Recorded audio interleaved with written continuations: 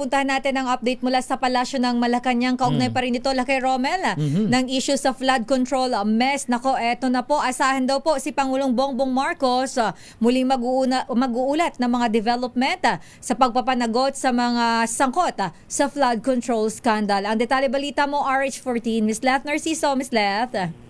Marilet, magandang umaga. Oo. Walang schedule sa labas ng Malacanang si Pangulong Ferdinand Marcos Jr. ngayong araw ng Lunes. Dapat sana ay pupunta itong Ifugao para sa inaugurasyon ng proyektong irigasyon, pero ipinagpaliban ang aktibidad. Pero mamayang hapon ay muling haharap ang Pangulo sa isang press conference sa Palasyo. Inaasahang magbibigay ng updates ang Presidente sa mga hakbang ng pamahalaan sa pagpapanagot sa mga sangkot sa maanumalyang flood control projects. Bagamat kanina ay una na nga nitong ibinalita na nasa kustodiya na ng mga otoridad ang 7 sa 16 na ipinaaresto ng Sandigan Bayan. Inaasahang tatalakayin din ito ang ipatutupad ng mga reforma sa gobyerno kabilang ang DPWH Transparency Portal. Romel?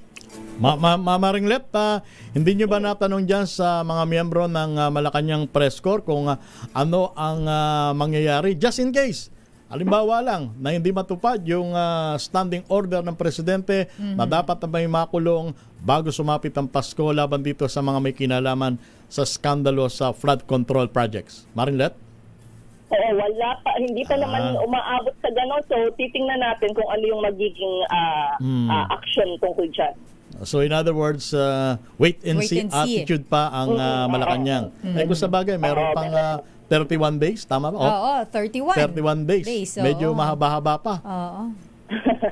Oo, ayan. Di ba, ang inaabangan kasi ay yung unang sinabi ng Presidente na may mga makukulong bago magpasko. At ito na nga, ayan, sinisimula na yung mga pag-aresto. Sige. Okay. Maraming salamat, Maring Leth Narciso mula sa Palasyo ng Malacanang. Balik sa